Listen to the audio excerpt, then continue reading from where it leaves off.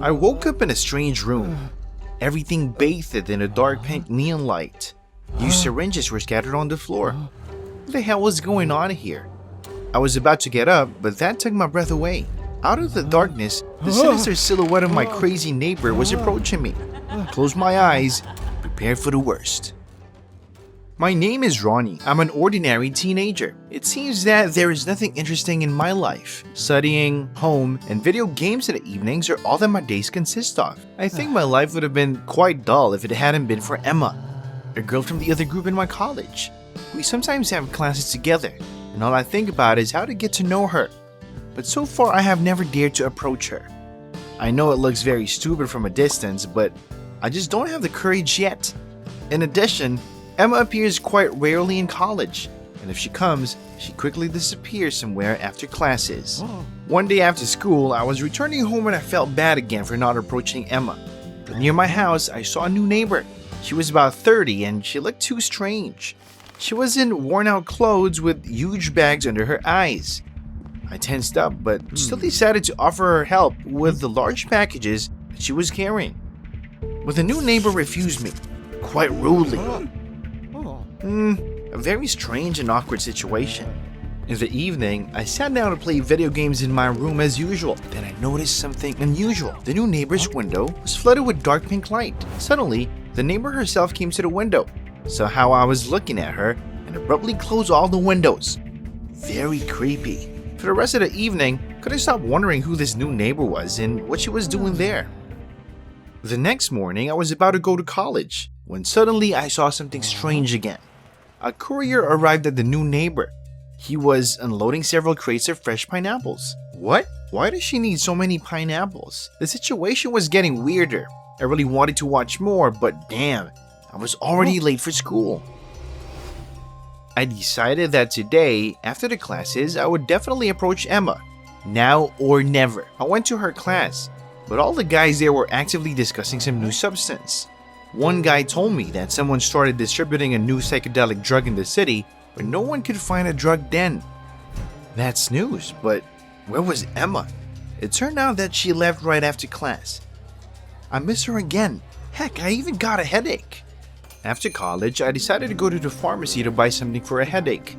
But as soon as I went there, I was almost speechless. I saw my strange neighbor again. She was buying a lot of syringes and a lot of elastic bandages. I greeted her timidly, but she didn't say anything in response. She just turned around and left. Her sinister gaze literally made me shudder. Now I had even more questions.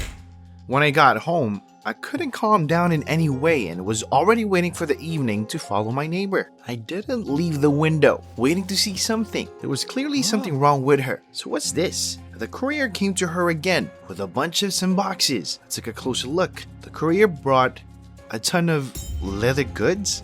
My God, what's going on here? The courier acted as if he had known her for a long time. The neighbor reached into her pocket and took out a wad of money. Wow, so much cash, but where does she get it from? She dresses like a beggar. Then she quickly brought all the things home. And then, at exactly 8 o'clock in the evening, she lit these lamps again, came to the window, and we met eyes again. But this time, her piercing gaze made me shudder. I felt uneasy. She closed the windows again as if nothing had happened. So what the hell was this? There was clearly something wrong going on there. Exactly. A drug den. A new substance. She was definitely involved in this. I reveled in my guess because they started talking about a substance in the city exactly after this strange woman came to it. But now I needed proof. I'll find it myself. Yes, I'll get it myself. Nothing complicated. The next day, I decided to climb the fire escape of a neighbor's house to get proof. I had to wait for 8 p.m. I was cold and scared. I was already beginning to doubt my decision, and at one point, I almost fell down. Okay, Ronnie, calm down. I really wanted to leave, but I still waited for some reason. The clock struck 8. The neighbor, as usual, closed the windows. The lamps turned on. I tried to carefully peek at her through the gap between the curtains, and I saw something strange. For a second, I could barely catch my breath. The neighbor, in some strange outfit, turned on the cameras and began to do some trash. She ate food from syringes, wrapped herself in elastic bandages, and she was definitely high. You wouldn't do this in your right mind, so it was she who distributed the new substance and even took it herself. I carefully recorded this madness. I was already thinking of going down and calling the police, but then the old rusty fire escape creaked violently. I froze, but the neighbor immediately noticed that someone was spying on her and immediately rushed to the window. I started back out of fear, but suddenly I slipped and fell. My vision went dark and I blacked out. I came to myself in some room with pink LED lamps. My head hurt terribly. Where am I? Syringes, bandages, pineapples. What was going on here? Something crazy was approaching me. I armed myself with the first thing that came to hand. It turned out to be a pineapple. I started shouting, "Don't come near me!" But the neighbor only smiled and then laughed. I was completely at a loss.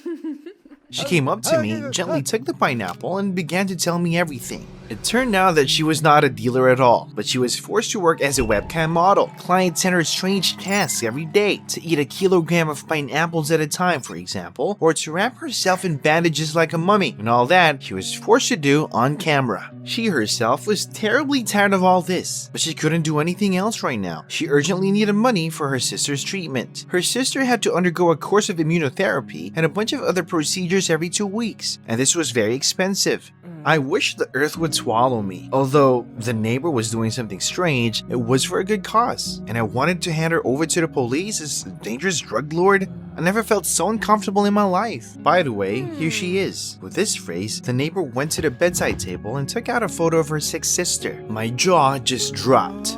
I forgot all the words in the world. This was Emma, the same girl from the other group, whom I did not dare to approach in any way, and who I liked madly. Damn. Now it was clear why she skipped college so often. She just went to this expensive treatment. Having recovered a little from such a shock, I told my neighbor that she would no longer have to fulfill the whims of various perverts on the internet in order to save up for a surgery. My father worked in one of the largest clinics in the city, and if I asked, he would help to get a quota, a state treatment for Emma, a full course with rehabilitation, etc. He wouldn't have to worry about all this anymore. At first, the neighbor did not seem to believe her ears, but then she rushed to hug me and did not stop thanking me. I said that she shouldn't thank me, because I liked Emma very much. My neighbor could blame me. Of course, this was not how I imagined meeting Emma, but life can be unpredictable. After a few weeks of therapy, Emma already felt much better. I did get to know her when I came to visit her with her sister. Emma looked at us and asked in surprise how we knew each other. I winked at her sister with a laugh and said, we just worked together on one project. Now, I felt not like an ordinary teenager, but a real hero. I was able to help the one with whom I had not even dared to speak before. Even the most ordinary teenager can do something important. I gathered my thoughts and finally asked Emma out on a date. Did you like this video? Then subscribe and like it. Support the channel, folks. Thank you so much. Ran through the dark forest with the last of my strength. Am I lost? I can feel someone watching me from behind the trees. These creatures will find me. It all started when my parents sent me to a summer camp a month ago. I expected to find friends quickly, but by the end of the first day, everyone was divided into groups and no one noticed me. Even in the locker room, I was left alone. The other girls quickly showered, changed, and ran to the bedrooms. I was about to turn off the light when I saw a device hanging from the ceiling. Camera? This is the women's locker room. Who's watching us? I decided that I should urgently go to the administration and tell them about it. If there's a pervert among us, I don't want to deal with him. The administration building was pretty far, so I decided to cut through the woods. I shivered at every sound as I made my way through the dark woods. I kept turning around, but there was only darkness behind me. Suddenly, someone grabbed my arm tightly. I screamed in fear, but they closed my mouth. Be quiet. An elderly couple stood in front of me. The old man said in an alarmed voice that this was their camera and asked them not to report it. A year ago, one of the girls at the camp kidnapped her daughter, Beth. The police couldn't help, so now they have to search for her themselves. The woman took out her daughter's crumpled photo. The winner of a beauty contest. They really loved her. Not like my parents. They would have been relieved if I was kidnapped. Then the missing girl's father begged for help. The woman softly sobbed. The father gave me a hairband, the only piece of evidence the police found. But forensics couldn't determine whose it was. It had too many prints. Betty's mother looked at me hopefully. I hesitated for a moment, but still. We heard distant voices. The old man and woman got nervous. They handed me a piece of paper with a number on it and disappeared. There was no more time to talk. I peered into the darkness to see if I was imagining it. My parents called me in the morning. They pretended to be worried. Said they were missing me, but I quickly turned it down. I wouldn't be here if they really loved me. Like Beth's mother and father, I must help them. Our team was preparing for a volleyball match. Everyone gathered in the locker room. I didn't like sports, but this was a chance to find out who owned that rubber band. I pretended to find it on the floor of the locker room and asked whose it was. The new girl responded. When did she arrive? The girl took the rubber band and said her name was Sandy, and haughtily added that it was a shame not to know the captain of her volleyball team. I didn't like her right away. She will definitely stop at nothing to be the first. I told Sandy I wanted to be a forward on her team and lied about being a volleyball player. Sports aren't my strong suit. As a result, I disgraced myself at the game. We lost and literally got swept. Sandy was furious about losing. She called me a sucker and pushed me. I got enough from upstarts like her at school. But now I know for sure that Sandy is dangerous. She can't control herself. After the game, I immediately called the missing Betty's parents and told them about Sandy. Watch her was all I could make out through the static. This Sandy had a finger in every pie. She was the smartest, sportiest, and prettiest. Not surprisingly, she also won a beauty contest held at the summer camp. The jury was told that they finally have another winner. And Sandy enigmatically grinned. I thought it was weird. What do they mean by finally changed? I decided to sneak behind the stage. I crouched behind the screen and waited for Sandy to say something to her friends. The girls congratulated her on her victory. It turned out that she had been second for several years. Now that Stinker isn't here, Sandy said about the previous winner and won't be here ever again? Oh my god, what if she's talking about missing Betty? Because that photo of her was at a beauty contest. Sandy couldn't stand the competition and got her out of the way. That's motive. I backed away in shock and knocked the screen down. Heck! I tried to run away, but I tripped. During that time, Sandy's squad caught up with me. I thought this was the end. Sandy pushed me to the wall.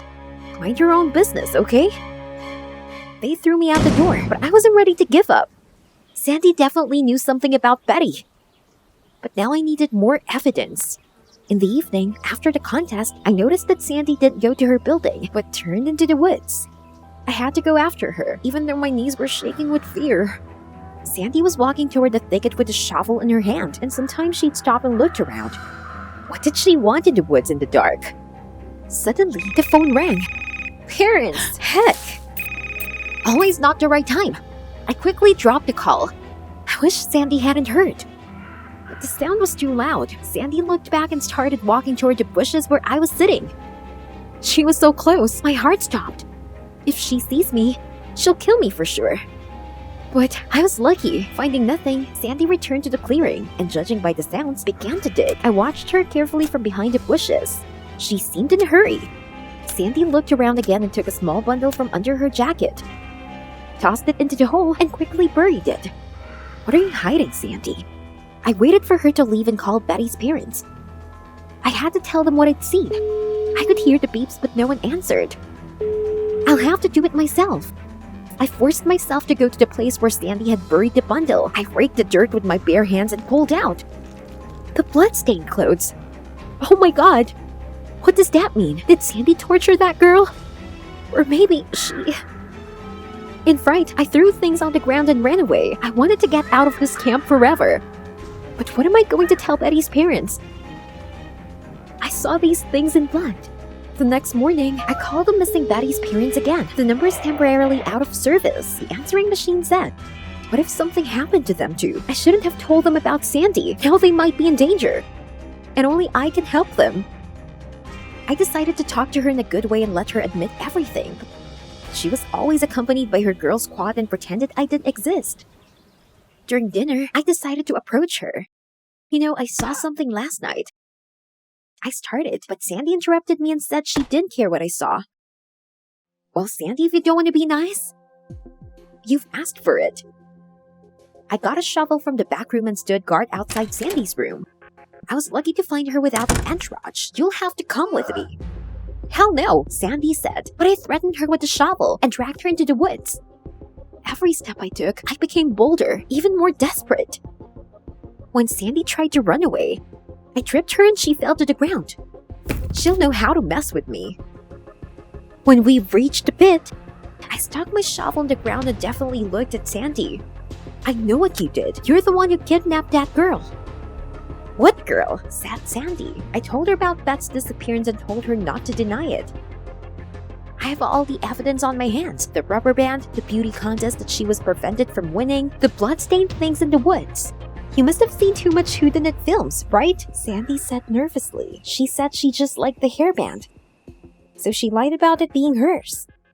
The competition was previously won by the camp director's daughter, and now she's too old to come here. And there is no blood on the things. She smeared everything with paint to scare the younger teams. Sandy's words sounded plausible, but why should I believe her?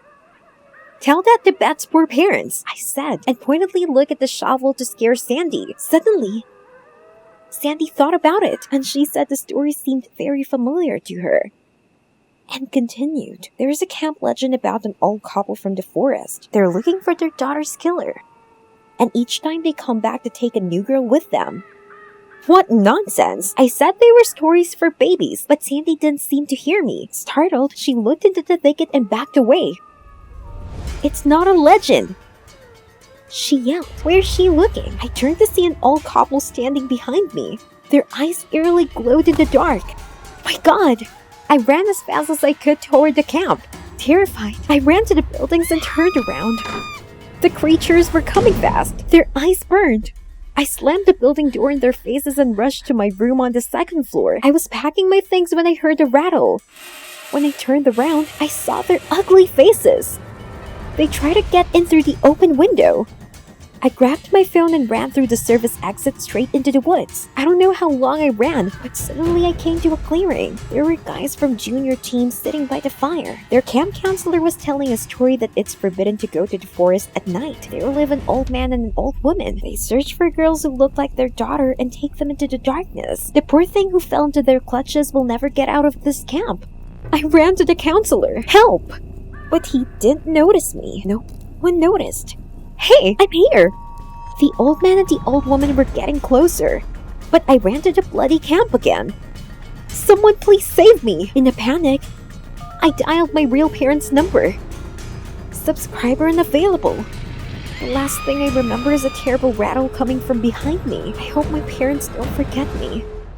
I opened my eyes. It was sunny and pleasant outside. Couldn't help but smile. Stop! How I ended up in my room when, thank God, it was just a dream. When I realized this, I remembered that I had a big fight with my parents the day before. I wanted to apologize to them, I thought. I went down to the dining room where we usually have breakfast. I didn't know what to say. When I saw my parents, I just started crying. Mom and Dad ran up to me and started uneasily asking what happened. All I could say in response was that I was fine. Everything is fine as long as my parents are with me. And I hugged them tight.